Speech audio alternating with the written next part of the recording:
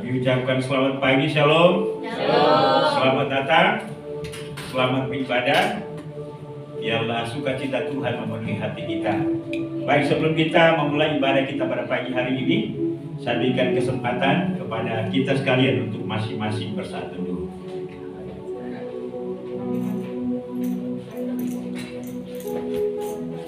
Mazmur nomor 150 ayat 1 sampai dengan ayat 6 berkata, haleluya, pujilah Allah dalam tempat kudusnya, pujilah Dia dalam cakrawalanya yang kuat, pujilah Dia karena segala keperkasaannya, pujilah Dia sesuai dengan kebesaran yang hebat, pujilah Dia dengan tiupan sangkakala, pujilah Dia dengan gabus dan kecapi, pujilah Dia dengan rebana dan tari-tarian, pujilah Dia dengan permainan kecapi dan seruling, pujilah Dia dengan ceracap yang berdenting, pujilah Dia dengan ceracap yang berdentang.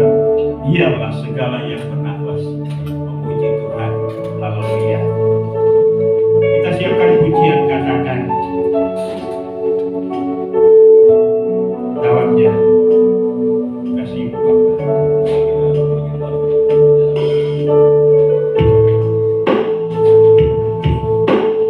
Mari saya undang kita semua untuk bangkit berdiri.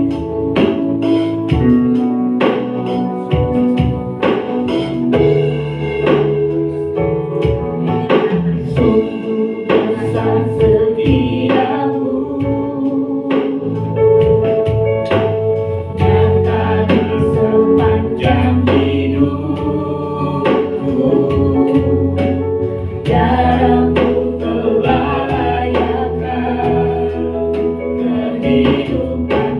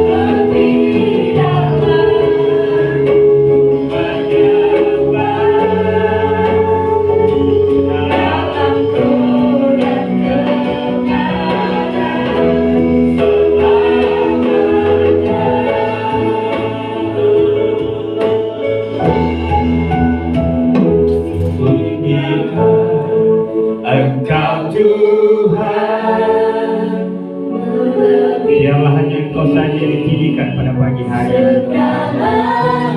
Engkau layak untuk bertakhta di atas pujian.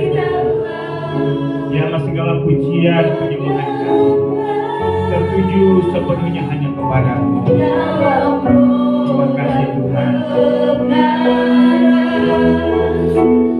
Tinggikan Engkau Tuhan, melebihi segalanya, lebih dalam ku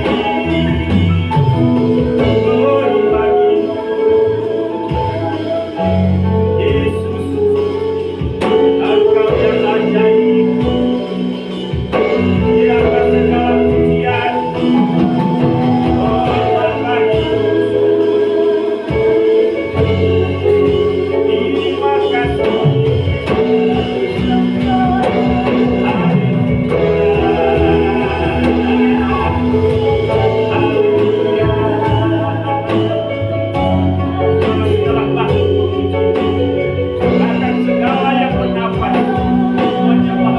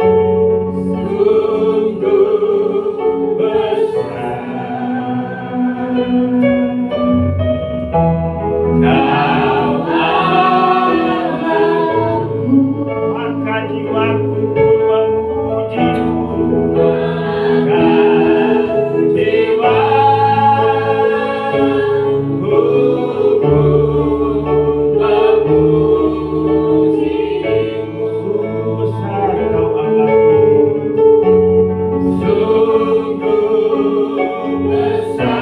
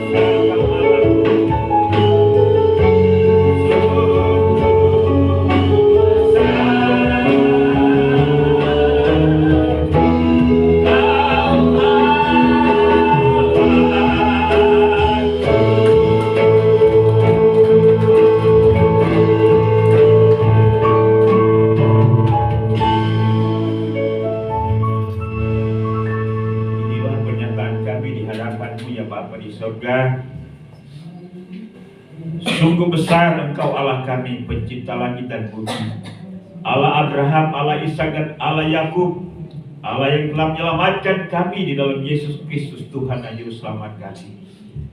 Terima kasih kembali kami bersama-sama pada pagi hari ini selaku umat yang terbesar-Mu datang menghampiri takhta anugerah-Mu. Kami ingin memuji-Mu, menyembah-Mu, mempersembahkan pujian dan persembahan kami. Biarlah hari ini Engkau dieluk-elukan dalam ruangan ini, dalam hati kami, dalam hidup kami. Dan kami percaya bahwa Engkau berkenan memberkati kami. Berkati hamba-hamba yang ada di altar ini, yang melayani dalam ibadah hari ini. Biarlah pelayanan ini kami persembahkan hanya bagi Tuhan saja. Terima kasih Bapa, berkati puji-pujian kami, berkati firman-Mu, berkati kami semua. Ibadah kami pada pagi hari dari awal pertengahan hingga selesainya, kami buka hanya di dalam nama Allah Bapa, Allah Anak, dan di dalam persekutuan Roh Kudus. Haleluya. Sama-sama kita katakan.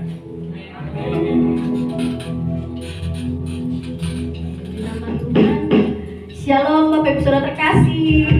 Sekali lagi shalom. Sekali lagi saya ingin melihat tangan-tangan yang merasakan kebaikannya Tuhan. Shalom. Bahwa Tuhan Yesus Dia telah datang ke dunia, Dia mati, Dia dibangkitkan karena begitu besar kasih Allah buat setiap kita, sehingga kita beroleh hidup yang kekal bersama-sama dengan Dia. Jadi Tuhan dan Saudara terkasih, saya rindu Bapak Ibu Saudara terkasih boleh salami kanan kirimu, katakan Tuhan Yesus memberkati.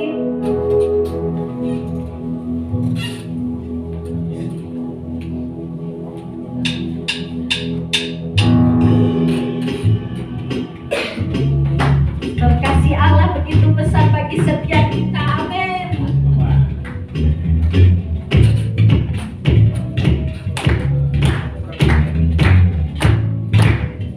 Yuk sama-sama katakan, kasih yang begitu besar.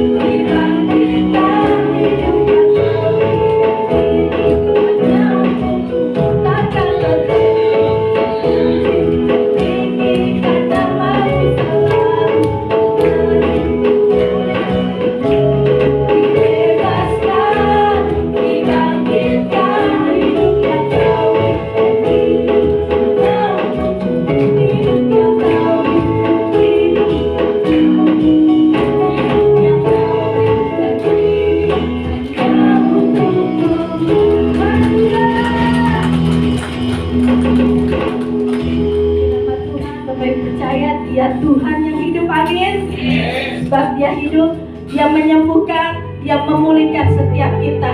Yang percaya Tuhan kita hidup, Tuhan kita berkuasa. Haleluya.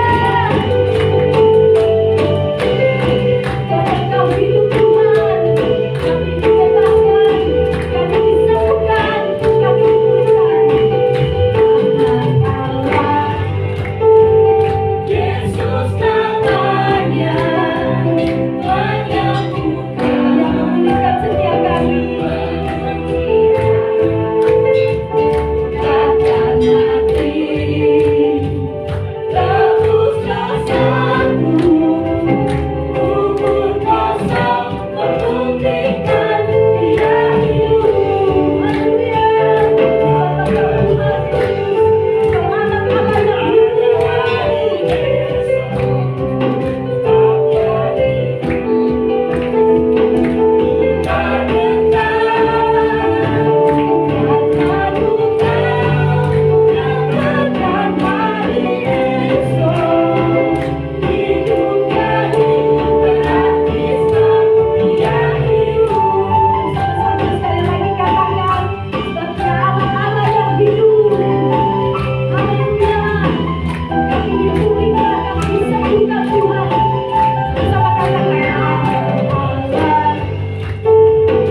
Yesus namanya, menyembuhkan, menyucikan, takkan mati, tebuslah satu. Kubur kosong membuktikan Dia hidup. Dia hidup. Ada hari esok, Dia Amin.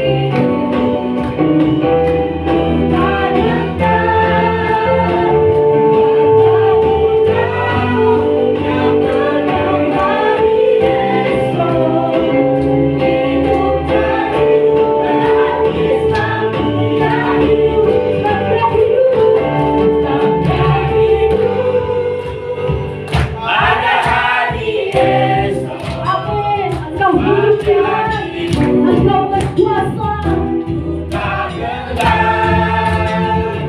Karena ku tahu Dia pegang hari esok. Hidup jadi berarti Dia hidup.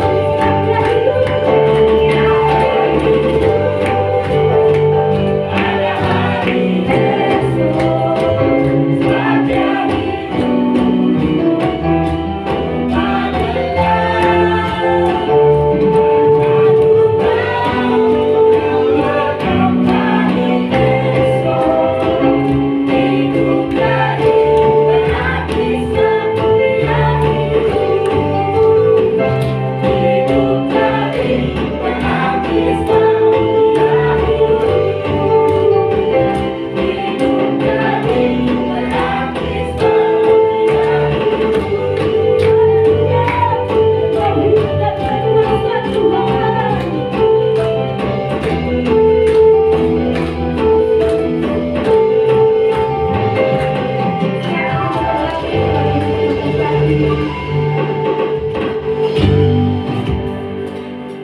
Tuhan berterima kasih, dan kita siapkan hati dan pikiran kita untuk mendengarkan firman Tuhan. Bersama-sama tundukkan kepala kita berdoa. Bapak, terima kasih Tuhan, karena kami akan mendengarkan firman-Mu Tuhan Yesus. Firman-Mu Tuhan yang menjadi kekuatan, menjadi rema, menjadi berita di dalam kehidupan kami Tuhan. Kami yakin dan percaya Tuhan, Engkau Allah yang hidup bagi setiap kami. Engkau yang berkuasa atas setiap kami Tuhan. Apapun Tuhan yang terjadi dalam kehidupan kami Tuhan, baik itu pergumulan, masalah, badai Tuhan boleh datang di dalam kehidupan kami Tuhan. Tapi kami tetap menyatakan Engkau Allah yang berkuasa bagi setiap kami Tuhan. Walaupun masalah kami masih ada, pergumulan kami masih ada, walaupun Tuhan bilang kami sudah berdoa Tuhan, tapi Tuhan belum jawab doa kami. Tapi kami mau tetap berharap Tuhan, berharap penuh, berserah penuh hanya pada-Mu Tuhan. Kami percaya Tuhan akan kuasa-Mu Tuhan Yesus. Yang kami percaya Tuhan, waktu Tuhan yang terbaik bagi setiap kami Tuhan. Sekalipun masalah itu tetap ada Tuhan, kami mau tetap mengikut Engkau Yesus. Kami mau tetap mengiring Engkau Tuhan.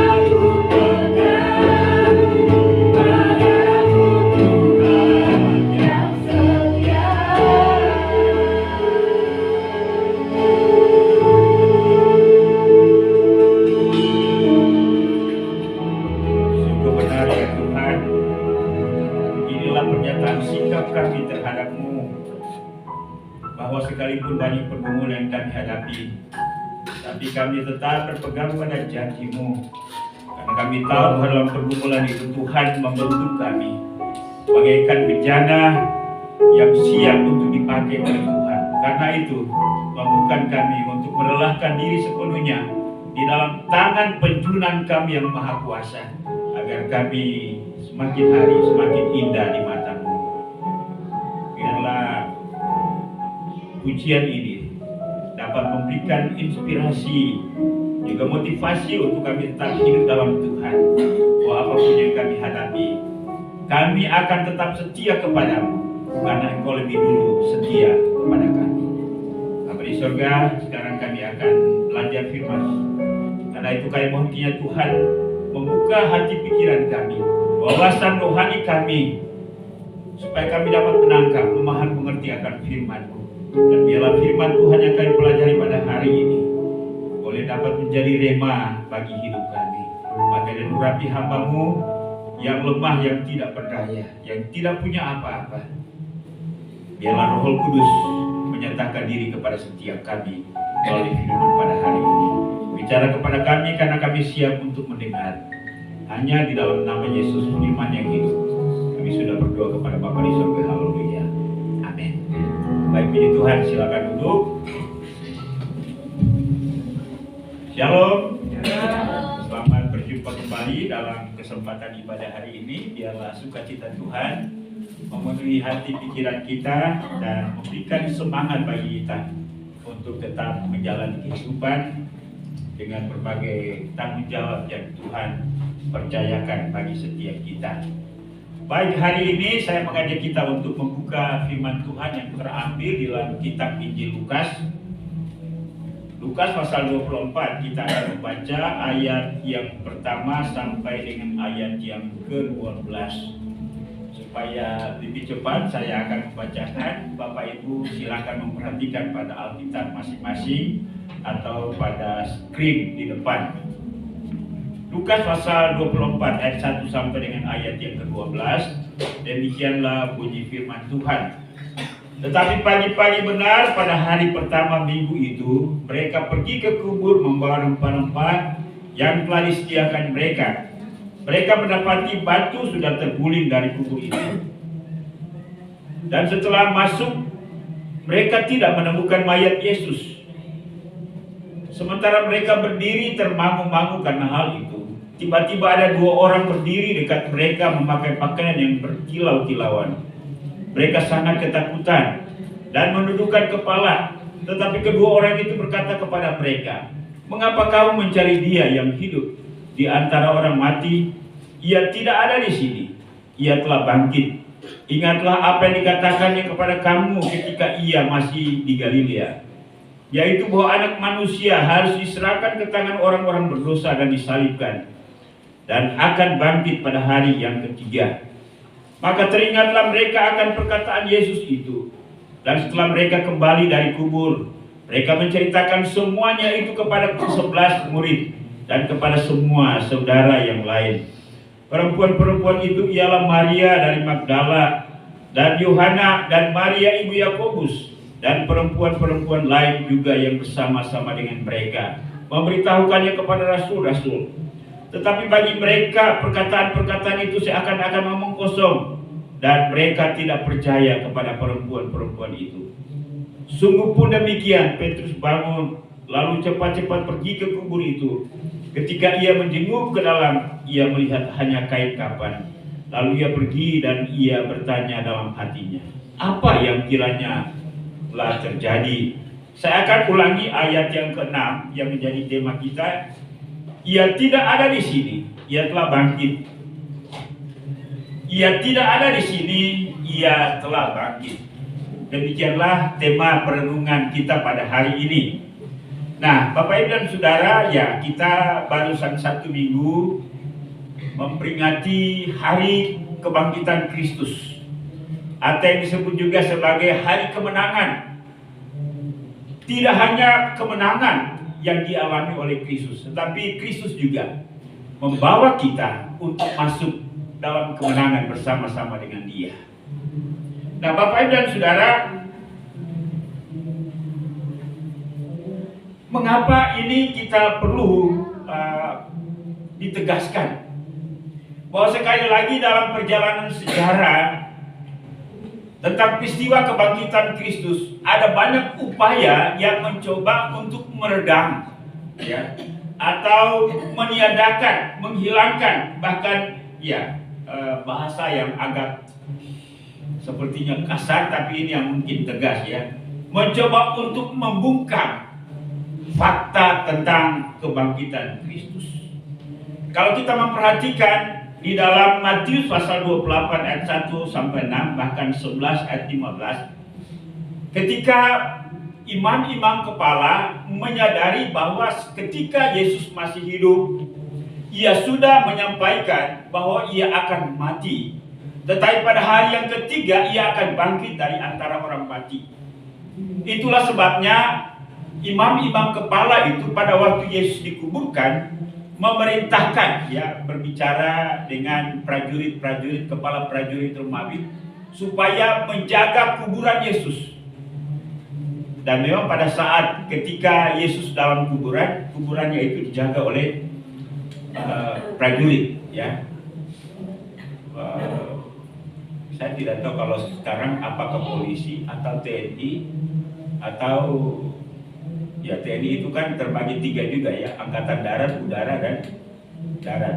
Waktu itu sepertinya pembagian keamanan itu, ya, belum seperti semodern sekarang ini, ya. Dulu hanya disebut sebagai prajurit, ya. Tentunya ialah bahwa mereka yang punya kewenangan untuk menjaga keamanan kalau ada kerusuhan, kalau ada orang-orang tertentu yang mencoba untuk melakukan niat-niat manuver-manuver jahat yang mengakibatkan gangguan Kamtipmas, ya, mereka punya tanggung jawab untuk mengamankan, ya.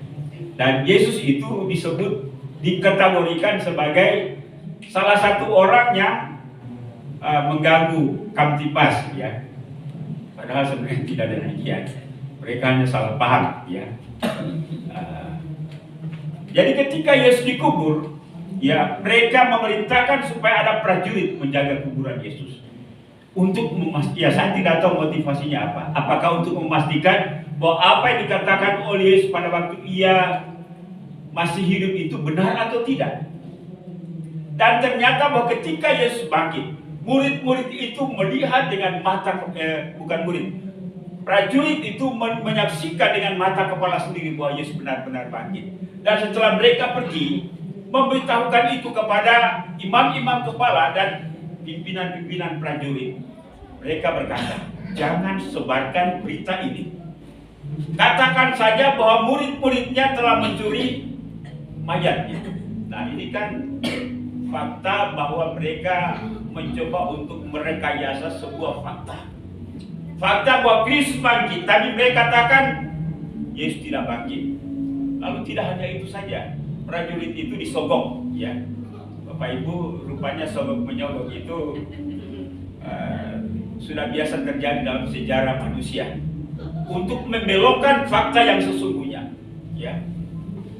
Jadi kalau ada peristiwa pengadilan, ya, apalagi orang-orang yang punya duit, dan untuk menutup mulut para prajurit itu supaya tidak menceritakan kebenaran fakta bahwa Kristus bangkit, mereka diberi uang, tapi tidak disebut, ya, mereka dikasih berapa, ya. Tapi saya rasa bahwa cukuplah untuk supaya mereka tutup mulut, ya. Nah, Bapak Ibu, kita punya tanggung jawab untuk menceritakan kebenaran. Kalau kita ditanya dan apa yang kita saksikan dengan mata kepala sendiri, nyatakan itu sebagai sebuah kebenaran, ya. Bapak Ibu pernah dikasih uang untuk tidak menceritakan sesuatu kebenaran? Dan memang kebenaran itu harus disampaikan, ya. Ya, ini bukan gosip. Ya, kalau gosip memang, ya, jangan disebarkan, ya. Tapi kalau fakta yang menuntut supaya kita berbicara benar, katakan itu apa adanya. Nah, para murid ini, ya, para prajurit ini, ya, nurut, ya, dan uang yang mereka dapat berhasil menutup. Tetapi fakta atau berita tentang kebenaran bahwa Kristus bangkit dari antara orang mati tidak mungkin ditutupi oleh sejarah. Upaya yang kedua, ya, udah masuk dalam zaman modern. Ada seorang yang bernama Frank Morrison. Dia adalah seorang ateis dari Inggris, dan ya, mereka ini adalah merupakan kelompok orang-orang yang selalu skeptis atau mencemooh ajaran-ajaran kekristenan, termasuk fakta tentang kebangkitan Kristus. Satu peristiwa, dia mengambil sebuah keputusan untuk mengadakan riset, sebuah penyelidikan yang mendalam terhadap apakah Kristus bangkit dari antara orang mati. Tapi sebenarnya ia tidak berada di dalam satu posisi ingin mengetahui apa Kristus bangkit atau tidak. Tujuannya sangat jelas, bahwa ia mencoba untuk membuat sebuah riset yang berkesimpulan pada akhirnya bahwa Kristus tidak benar-benar bangkit dari antara orang mati. Tetapi faktanya ialah sangat mengejutkan dia. Di dalam penyelidikannya yang begitu mendalam, ia mengajukan berbagai pertanyaan tentang fakta-fakta sejarah. Ia membuka semua perjalanan sejarah, tidak hanya sejarah gereja, tetapi juga sejarah budaya, sejarah politik, antropologi, dan lain-lain sebagainya. Pada akhirnya, dia tidak bisa menghindari tentang bahwa fakta Kristus telah bangkit. Dan pada akhirnya dia menulis sebuah buku, Siapa yang Menggulingkan Batu Itu. Itu judul bukunya, ya. Yang tadinya dia berusaha untuk membenarkan pandangan bahwa Kristus tidak bangkit, tetapi pada akhirnya terbalik, ya. Tidak hanya itu saja, dalam perkembangan upaya untuk membungkam fakta kebangkitan Kristus itu bahkan sampai dengan hari ini, ya, ada upaya lain juga yang mencoba untuk menutupi bahwa Kristus bangkit itu dengan memotong dari awal, dari hulu, ya, yaitu bahwa Kristus tidak mati. Kalau Kristus tidak mati, maka berarti berita tentang kebangkitan itu adalah omong kosong atau bohong. Bagaimana membuat rekayasa bahwa yang disalibkan itu bukanlah Yesus, tetapi seorang yang diserupakan dengan dia, ya. Ya, golongan ini, ya, seorang Italia yang, ya, pada akhirnya keluar dari kekristenan, ya. Buku itu dicatat ratusan tahun setelah peristiwa kebangkitan Kristus, dan itu dipegang oleh sekelompok besar orang bahwa Kristus tidak bangkit dari antara orang mati. Ini adalah fakta-fakta, ya, tentang mencoba untuk membelokkan peristiwa yang benar. Nah, pertanyaannya bagi setiap kita ialah, mengapa ada upaya yang sedemikian masif, ya, dalam proses perjalanan sejarah yang mencoba untuk membungkam, meniadakan fakta kebangkitan Kristus? Bapak Ibu dan Saudara, ya, saya rasa bahwa di balik semuanya itu, ya, yang bekerja itu, ya, kuasa setan, ya, kuasa iblis. Dalam 1 Korintus 15 ayat 14, firman Tuhan berkata, tetapi andai kata Kristus tidak dibangkitkan, maka sia-sialah pemberitaan kami, dan sia-sia jugalah kepercayaan kamu. Dan jika Kristus tidak dibangkitkan, maka sia-sialah kepercayaan kamu, dan kamu masih hidup dalam dosamu. Demikian juga binasa juga orang-orang yang mati di dalam Kristus. Bapak Ibu dan Saudara kekasih dalam Yesus Kristus, tema kita hari ini memberikan sebuah penegasan bagi kita bahwa Kristus sungguh-sungguh bangkit dari antara orang mati, ya. Penegasan yang sangat kuat, yang tak terbantahkan tentang fakta kebangkitan Kristus.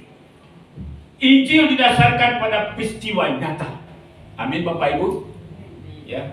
Bukan hayalan, bukan dongeng, ya. Disaksikan oleh banyak orang, ya. Injil didasarkan pada peristiwa nyata, bukan dongeng, bukan mitos, bukan hasil rekayasa. Ada saksi mata, baik manusia maupun malaikat. Ya, memang dalam agama-agama perkembangan atau peristiwa-peristiwa ada tidak disaksikan oleh orang lain. Ya, misalnya ada orang yang naik ke langit ketujuh. Ya, memang sangat sulit untuk kita mempercayai itu. Tetapi beda dengan peristiwa kebangkitan Kristus. Itu disaksikan oleh banyak orang. Bahkan ketika Kristus bangkit dari antara orang mati, disaksikan oleh 500 orang. Dan puncaknya pada kenaikannya ke surga, disaksikan oleh murid-muridnya. Dan memang sekali lagi, bahwa kebangkitan Kristus adalah merupakan pusat daripada iman Kristen. Paulus dalam pertama Korintus 15 ayat 20 berkata, tetapi yang benar ialah bahwa Kristus telah dibangkitkan dari antara orang mati, sebagai yang sulung dari orang-orang yang telah meninggal. Karena itu,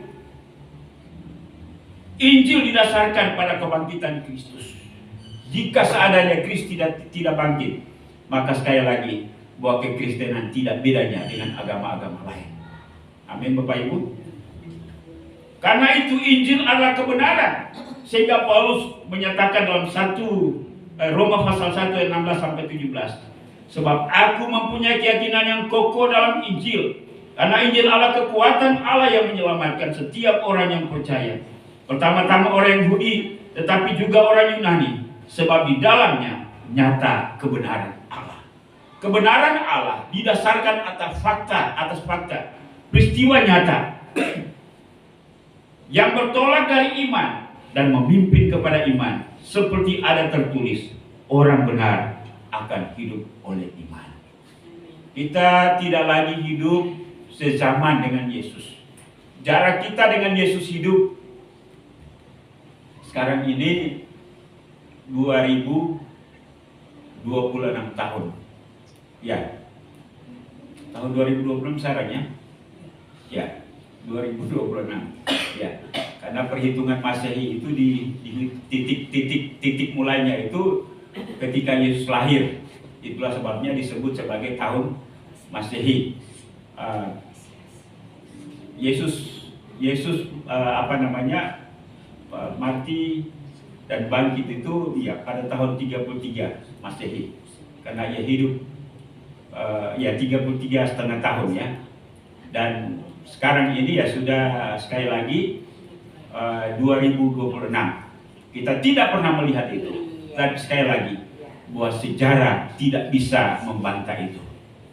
Ya, para kebenaran ini tidak hanya diungkap oleh Alkitab, tetapi kebenaran ini juga diungkap oleh fakta sejarah. Ya, misalnya Josephus Flavius, dia adalah sejarawan Yahudi atau sejarawan Israel yang tidak percaya kepada Yesus. Tetapi pada akhirnya ya dia menulis bahwa Kristus benar-benar bangkit dari antara orang mati. Nah, Bapak Ibu dan Saudara yang kekasih dalam Yesus Kristus, jika demikian bahwa kebangkitan Kristus adalah fakta, di mana di atas fakta itulah kebenaran Injil diletakkan, maka dampaknya atau implikasinya bagi setiap kita ialah bahwa iman Kristen adalah iman yang benar. Amin Bapak Ibu. Jadi bukan cerita isapan jempol belaka. Ya, kalau cerita yang tidak benar itu disebut sebagai cerita isapan jempol. Ya, tidak tahu kenapa juga disebut sebagai isapan jempol. Ya, nah, bayi ya. Dia hanya menyenangkan tetapi tidak ada apa-apanya. Makanya itu kosong. Ya, kosong. Mungkin ya cerita kosong ya. Jadi isapan jempol belaka itu sama dengan kosong, tidak ada apa-apanya, ya. Tetapi iman Kristen bukan seperti itu, ya. Iman Kristen adalah iman yang benar. Iman Kristen bukanlah iman yang sia-sia. Iman yang membebaskan kita dari dosa. Karena itu 1 Korintus 15 ayat 17 Paulus berkata, dan jika Kristus tidak dibangkitkan, maka sia-sialah kepercayaanmu dan kamu masih hidup dalam dosamu. Jika Kristus tidak bangkit, Bapak Ibu hari ini datang di sini hanya dengar saya punya cerita omong kosong, ya, benar ya? Ya, ngapain? Saya juga khotbah ya, saya hanya omong kosong di depan sini. Tapi karena Kristus bangkit dari antara orang mati, maka ibadah kita tidak sia-sia. Khotbah saya tidak sia-sia, karena saya menyampaikan fakta yang benar, di mana fakta, di atas fakta itulah iman kekristenan dibangun. Jika Kristus tidak bangkit, maka sia-sialah kepercayaan dan kamu masih hidup dalam dosamu. Kalau Kristus tidak bangkit, maka kita mempersembahkan persembahan kita untuk penginjilan tidak ada artinya. Gereja ada tidak ada artinya. Gereja sama dengan organisasi lain. Ya. Gereja sama dengan wadah atau lembaga-lembaga lain. Agama Kristen sama dengan agama-agama lain. Tetapi puji Tuhan, bahwa Kristus bangkit dari antara orang mati. Dan inilah yang membuat iman kita berarti, benar, hidup, dan tidak sia-sia. Karena itu, kita perlu bersyukur, kita perlu berbangga bahwa kebangkitan Kristus menjadi fondasi yang sangat kuat untuk iman kita. Nah, kalau demikian, kalau kebangkitan Kristus itu benar, kebangkitan Kristus Allah merupakan landasan pemberitaan Injil oleh gereja. Kebangkitan Kristus Allah merupakan fondasi iman bagi orang Kristen. Lalu kemudian apa? Ya, anak-anak muda bilang, so what? Kalau Kristus benar-benar bangkit, lalu apa? Nah, itu kan. Penerapannya bagi setiap kita ialah karena Kristus bangkit, maka tetap berpegang teguhlah pada Injil. Amin. Injil itu bukan 4 Injil seperti yang dipahami oleh orang-orang sebelah. Ya.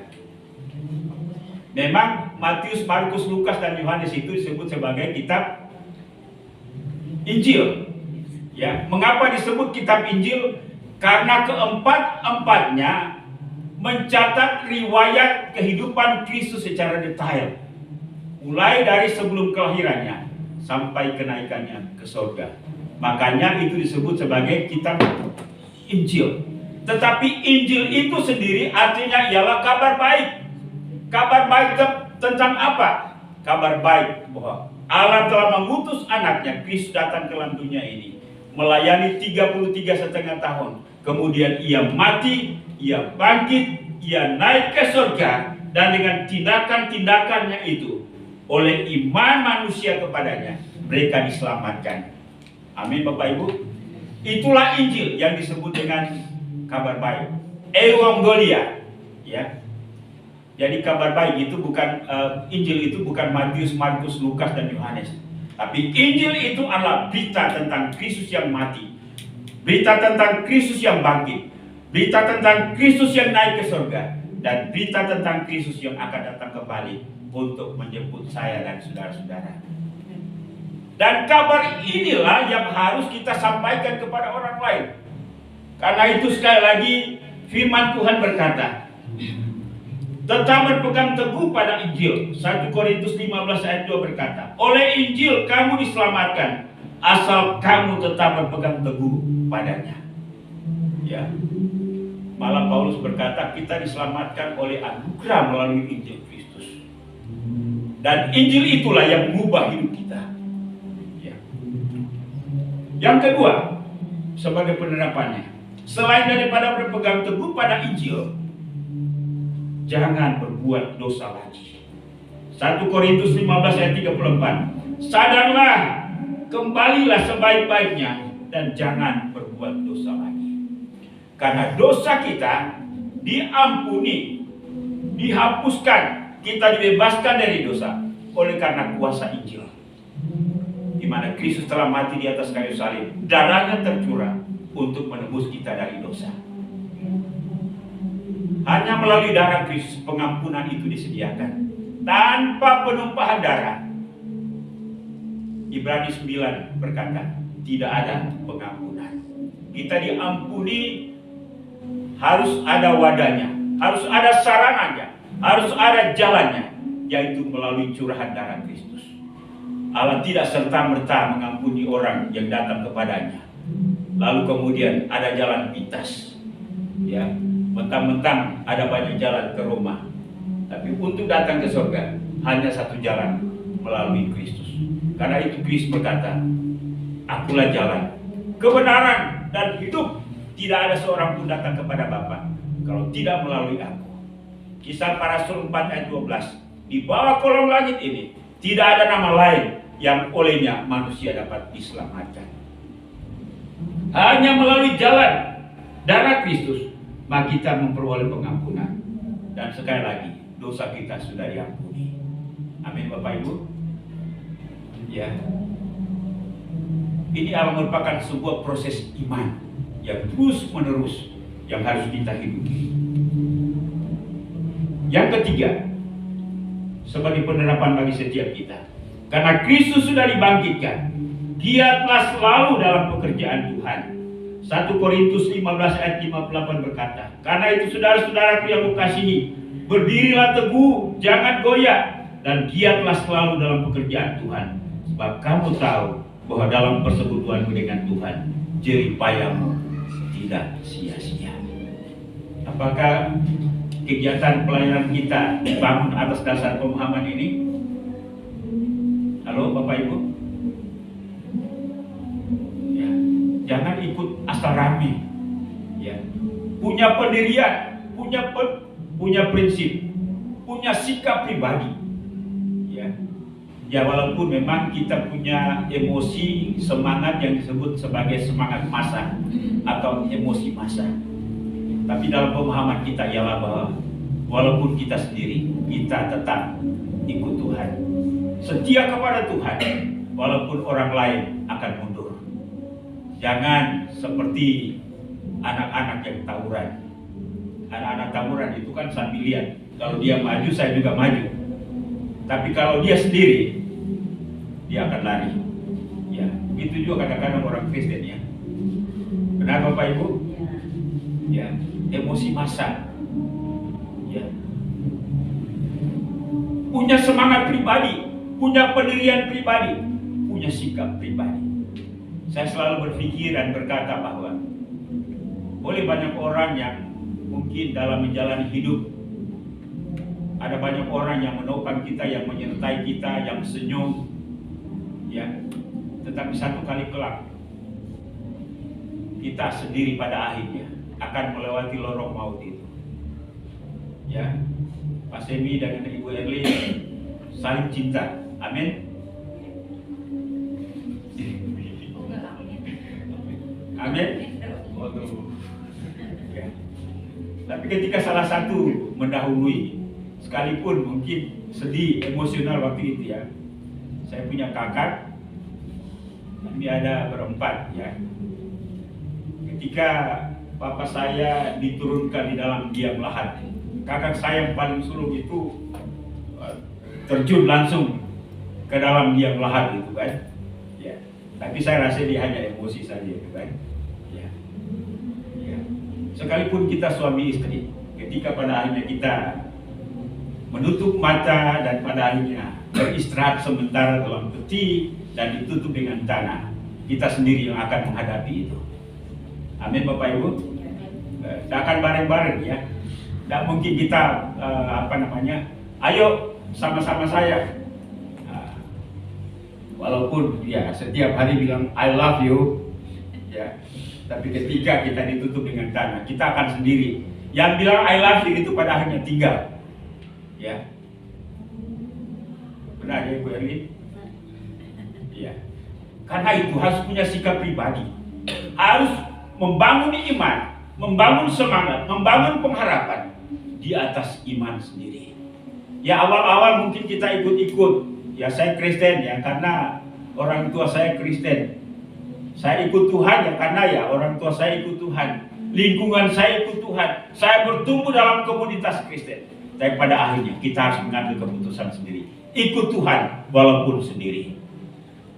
Ya, iman percaya kita dibangun di atas landasan yang sangat kuat, fakta tentang kebangkitan Kristus. Dan sekali lagi, ini bukanlah cerita isapan jempol belakang. Walaupun sudah melampaui waktu 2000 tahun lebih, tapi cerita itu, kisah itu, fakta itu tetap hidup dan bukan hanya sebagai sebuah tradisi, tapi hidup di dalam pikiran saya, hidup di dalam darah saya, hidup di dalam semangat saya, hidup di dalam nafas saya. Kristus bangkit, itu berarti bahwa ada harapan bagi saya. Harapan di hari ini dan harapan masa depan. Tadi lagu-lagu kita bahwa sekalipun mungkin doa kita belum terjawab, tetapi terus, karena di dalam doa yang tak terjawab ada proses Tuhan bagi setiap kita. Tidak sia-sia karena Kristus bangkit dari antara orang mati. Karena itu Bapak Ibu dan Saudara kekasih dalam Yesus Kristus, sekali lagi saya akan bacakan kalimat-kalimat terakhir dari pernyataan Paulus. Karena itu saudara-saudaraku yang kekasih, berdirilah teguh, jangan goyah, dan giatlah selalu dalam pekerjaan Tuhan. Sebab kamu tahu bahwa dalam persekutuanmu dengan Tuhan, jeripayamu tidak sia-sia. Mengapa tidak sia-sia? Karena Kristus bangkit dari antara orang mati. Ini landasan iman kita, landasan pelayanan kita, landasan kita kuat dalam menjalani hidup ini, landasan bagi kita untuk menyampaikan Injil Kristus. Kalau hari-hari ini ya banyak tokoh-tokoh agama, ya para debater Kristen itu ini yang menjadi salah satu argumentasi mereka bahwa Kristus benar-benar hidup. Itulah yang menjadi semangat saya. Karena itu ketika pasien memainkan musik ini, pikirannya ialah Kristus bangkit, dan itu yang memberikan semangat. Amin Bapak Ibu. Kiranya Tuhan memberkati kita. Walaupun ada banyak aspek yang mungkin kita akan soroti tentang peristiwa kebangkitan Kristus, tetapi sekali lagi bahwa kebangkitan Kristus adalah dasar bagi pemberitaan kekristenan, bagi pemberitaan gereja, dan Injil Kristus adalah fondasi bagi iman kita. Bukan karena kita rame-rame, bukan karena fasilitas gereja, dan bukan karena orang yang berpengaruh, tapi sekali lagi karena Kristus bangkit dari antara orang mati. Tuhan Yesus memberkati kita sekalian. Haleluya. Amin. Baik, mari kita nyanyi dengan semangat, katakan anak Allah, Yesus namanya.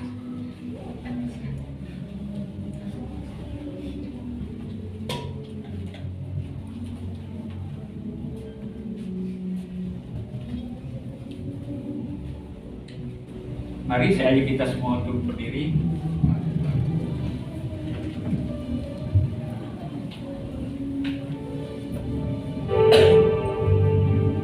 Sebab Dia hidup, ada hari esok. Ini yang memberi harapan, sukacita, dan keyakinan kemenangan dalam hidup kita. Anak Allah,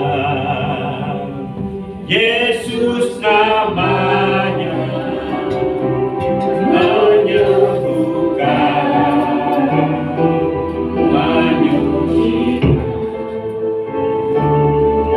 dan mati, tebus hidupku, tebus hidupku, kubur kosong membuktikan Dia hidup. Sebab Dia hidup, ada hari esok. Sebab Dia hidup, ada hari esok. Sebab Dia hidup, ku tak gentar, karena ku tahu Dia pegang hari esok. Hidup jadi berarti sebab Dia hidup. Sebab Dia hidup, sebab Dia hidup, ada hari esok. Sebab Dia hidup, ku tak gentar, karena ku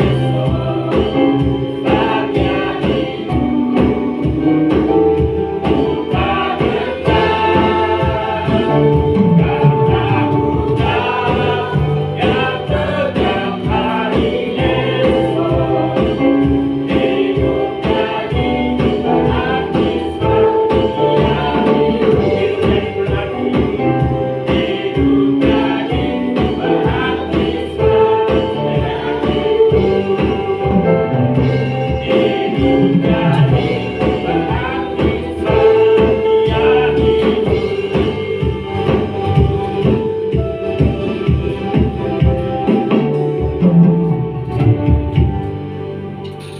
kami mengucap syukur untuk firman-Mu hari ini kembali mengingatkan kami tentang hari yang paling penting yang menjadi fondasi bagi pemberitaan Injil oleh gereja dan juga menjadi landasan atau fondasi bagi iman Kristen, yaitu Yesus tidak ada lagi di kuburan itu.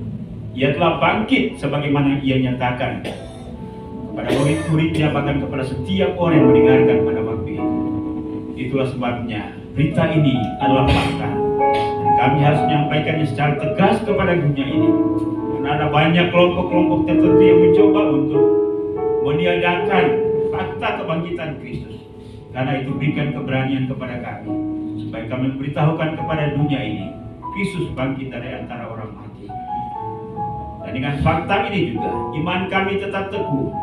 Fakta ini juga akan memberikan kekuatan kepada kami untuk menghadapi pergumulan kami. Dan fakta ini juga yang akan memberikan pengharapan kepada kami bahwa implikasi atau sebab akibat dampak daripada kebangkitan Kristus tidak hanya bagi kami hari ini, tetapi juga sampai kepada kekekalan.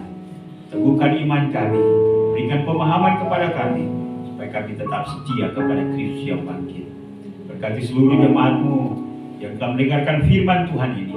Biarlah firman ini menjadi rema dan terus menjadi dasar kami menjalani kehidupan ini. Demi nama Yesus Tuhan dan Juru Selamat kami, firman yang hidup, kami sudah berdoa kepada Bapa di surga. Haleluya. Amin. Silakan duduk, Tuhan memberkati.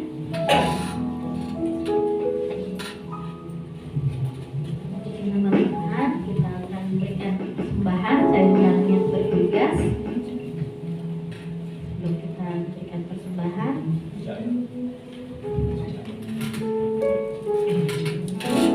kita satu di dalam doa. Bapak yang baik, terima kasih Tuhan sudah mendengarkan firman Tuhan Yesus. Firman Tuhan boleh menjadi rema, menjadi kekuatan di dalam kehidupan kami Tuhan. Biarlah melalui kebangkitan-Mu Tuhan Yesus, kami tetap setia mengiring Engkau Tuhan Yesus. Kami beroleh kemenangan demi kemenangan Tuhan, demi nama-Mu Bapa.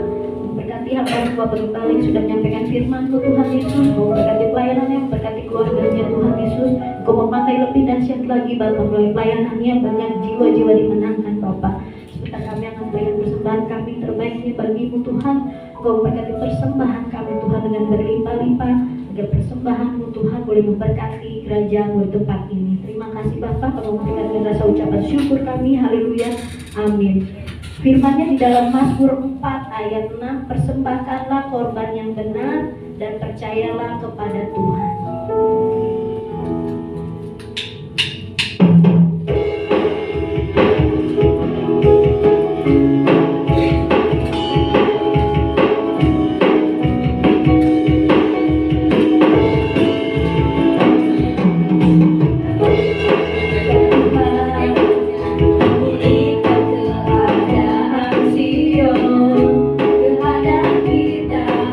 Seperti orang yang beriman.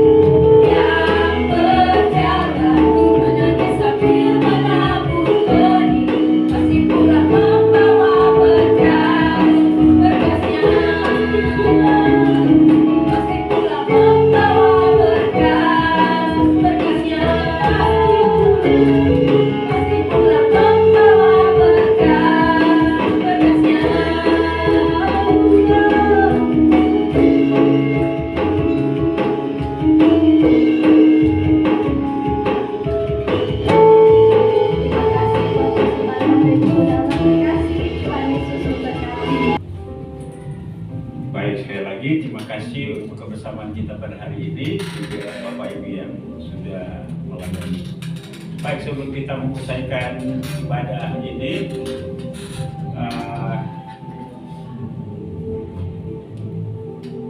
yang berulang tahun silakan berdiri, Pak Tera.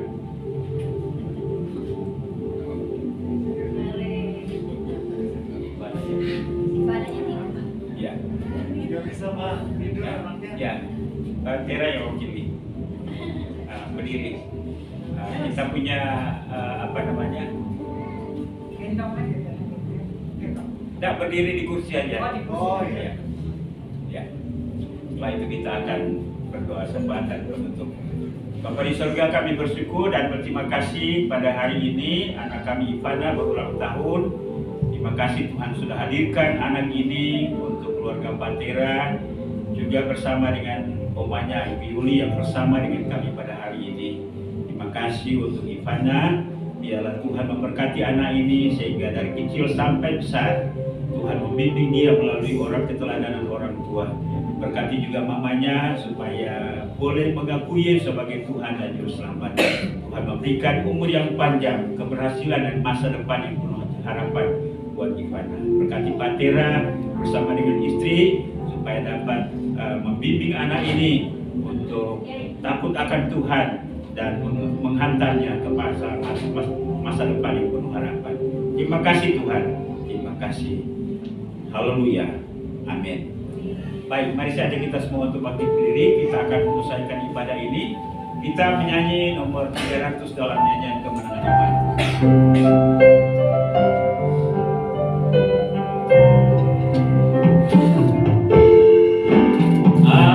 Ajaib Tuhanku Yesus, Juru Selamat, besar kasih-Nya padaku. Naungan timpaku yang Kau kuat, tempat yang tentram dan teduh. Kasih Tuhanku menolongi aku. Kasih Tuhanku menaungi aku.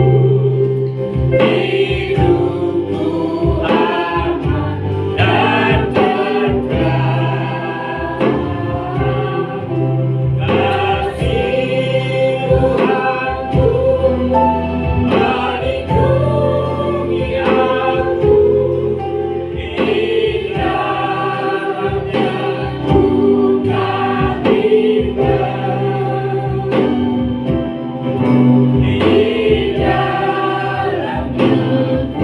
Kita katakan kasih Tuhanku menolongi aku. Kasih Tuhanku menaungi aku. Hidupku aman dan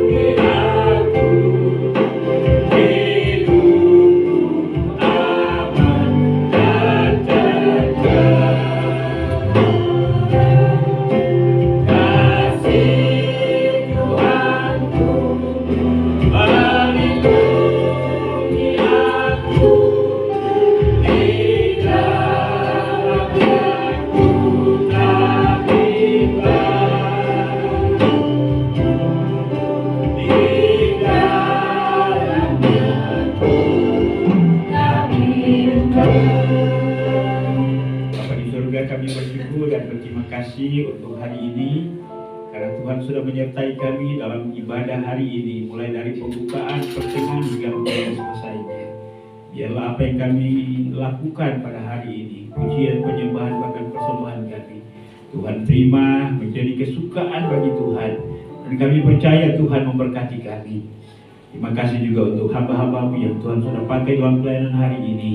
Ajar kami tetap setia dalam keadaan apapun. Kami melayani Tuhan bahkan sampai Engkau memanggil kami.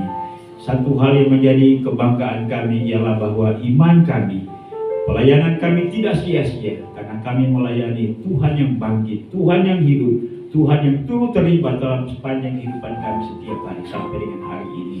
Karena itu Tuhan teguhkan hati kami. Kami terus berdoa untuk pertumbuhan iman rohani daripada seluruh jemaat Mazmurnya. Kiranya Tuhan tetap topang teguhkan mereka supaya mereka tetap setia dalam iman. Kami berdoa untuk hubungan-hubungan suami istri, anak orang tua, bahkan dengan siapapun. Mampukan kami untuk dapat hidup sesuai dengan firman-Mu. Dengan demikian sikap hidup kami dapat menjadi berkat bagi anggota keluarga kami, baik sebagai suami, istri, anak, orang tua, sahabat, bahkan dengan siapapun. Ya Bapa di surga, kami juga terus berdoa untuk masa depan daripada gereja ini. Ya Tuhan, Engkau memberkati. Biarlah kami tetap setia kepada Tuhan, setia beribadah, setia melayani, setia menghasilkan buah roh, sehingga dapat dilihat oleh dunia ini dan memberikan semangat kepada mereka yang menyaksikan hidup kami. Ya Bapa di surga, kami juga mau berdoa buat jemaat-Mu dalam segala usaha dan pekerjaan. Kiranya Tuhan Engkau memberkati apa yang dikerjakan oleh tangan jemaat-Mu, sehingga menghasilkan ekonomi keuangan. Kalau ada pekerjaan-pekerjaan anggota jemaat-Mu yang mengalami masalah, kami mohon kiranya Tuhan turut campur tangan sehingga semuanya bisa selesai. Bahkan kalau ada anggota jemaat juga yang merindukan akan sebuah pekerjaan baru, kiranya Tuhan Engkau tolong supaya mereka dapat bertemu dengan pekerjaan yang baru itu. Melaluinya ada ketersediaan berkat ekonomi keuangan yang mencukupi kehidupan mereka setiap hari dan menjalani kehidupan menatap masa depan. Bapa di surga, kami juga berdoa buat jemaat-Mu yang mengalami gangguan kesehatan, kelemahan tubuh. Mari Tuhan jamah mereka. Kami terus berdoa untuk kakak-kakak daripada Ibu Liliana, Pastor Raharja, Pak Frans. Tuhan Engkau tolong berkati mereka juga. Juga bahkan orang tua jemaat-Mu yang ada di kampung, Tuhan Engkau tolong dalam masa tua mereka dalam kelemahan tubuh. Mari Tuhan topang, sembuhkan dan kuatkan, beri pengharapan bagi mereka. Kami juga berdoa untuk hamba-Mu Pak Mintoro yang mengalami kelemahan tubuh. Mari Tuhan jamah sembuhkan dan biar hamba-Mu pulih benar dan dapat menjalani kehidupan setiap hari. Terima kasih Bapa di surga. Hari ini juga kami mau berdoa buat jemaat Tuhan yang tidak bersama dengan kami karena mereka di tempat lain. Pak Poni yang ada di Bogor, Pak Radiman yang di Amerika, juga hamba-Mu Ibu Vivi, untuk Ine, untuk suami, Tuhan memberkati juga di Alvin, demikian pun juga Claudia, Tirta, demikian pun juga dengan Anggi, Tuhan yang memberkati. Catherine yang ada di Batam, Tuhan yang memberkati. Bahkan jemaat yang lain yang walaupun kami tidak menyebut nama mereka satu persatu, tapi mereka ada di tempat lain, Tuhan Engkau menyertai dan memberkati mereka. Ya Bapa di surga, kami mau berdoa untuk pelayanan minggu depan. Ya Tuhan Engkau tolong siapkan jemaat-Mu supaya mereka menghadiri dengan sukacita, antusias, semangat kegiatan-kegiatan pelayanan ibadah sama seperti ini. Ya Bapa di surga, kalau ada anggota jemaat yang pada hari ini punya pergumulan khusus, walaupun kami tidak tahu pergumulan apa itu, dan mereka berseru kepada Tuhan, kami mohon bilang Tuhan sedengkan telinga pengasihan-Mu. Engkau jawab mereka sesuai dengan anugerah-Mu bagi mereka. Terima kasih Bapa di surga. Kami mau berdoa juga Tuhan untuk Gereja Agama Indonesia, baik pada tingkat pusat, wilayah, daerah sampai kepada gereja-gereja lokal. Tuhan Engkau berkati. Saya mau berdoa juga untuk anak-anak kami yang bersekolah, yang minggu-minggu ini menghadapi ulangan-ulangan ujian. Tuhan Engkau berkati mereka dengan persiapan yang baik sehingga mereka berhasil naik kelas, lulus. Mereka melanjutkan ke jenjang pendidikan yang lebih tinggi. Mereka selesai tepat pada waktunya. Tuhan juga menyiapkan profesi dan pekerjaan yang akan menopang perjalanan hidup mereka pada masa depan. Ya Bapa di surga, kami berdoa untuk semua gereja-gereja yang ada di Indonesia. Tuhan Engkau berkati para pemimpin gereja supaya mereka bersatu hati untuk melayani Indonesia ini. Ada gereja-gereja yang mengalami intimidasi, ibadah mereka diganggu, bahkan mereka dilarang untuk beribadah. Hibur, teguhkan mereka. Kami mohon biarlah Tuhan tolong bangsa kami juga supaya masyarakatnya paham, mengerti, dan memberikan restu kepada gereja-gereja untuk mengadakan kegiatan-kegiatan ibadah. Bahkan juga kalau ada pembangunan gereja, Tuhan Engkau tolong memberkati. Kami berdoa untuk presiden, wakil presiden, para menteri, kabinet, demikian pun juga jajaran pemerintahan dari pusat sampai ke daerah, semua lembaga tinggi negara, TNI, Polri. Tuhan Engkau berkati. Kerinduan kami ialah supaya bangsa ini diberkati oleh Tuhan dan mengenal Yesus sebagai Tuhan dan Juru Selamat.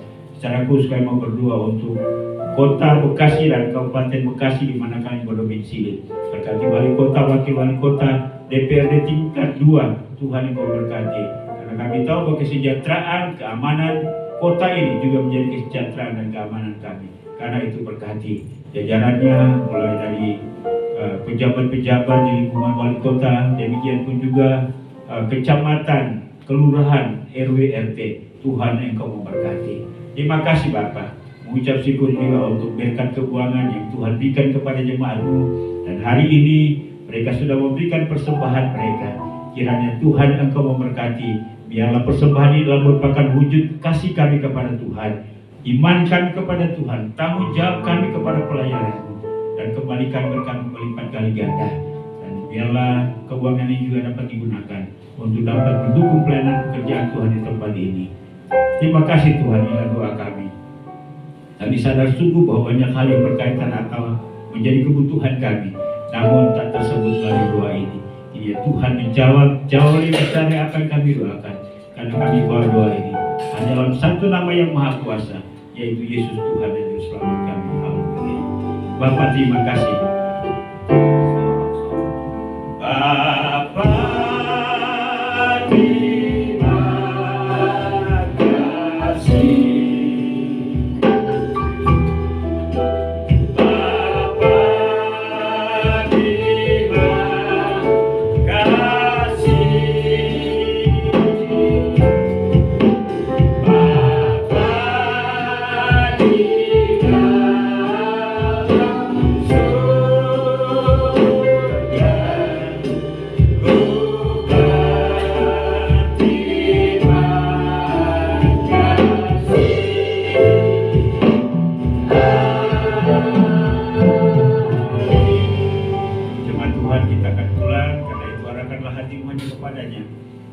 Sampaikan kepada kita pada hari ini, terimalah, renungkan dan lakukanlah itu dalam segenap kehidupanmu.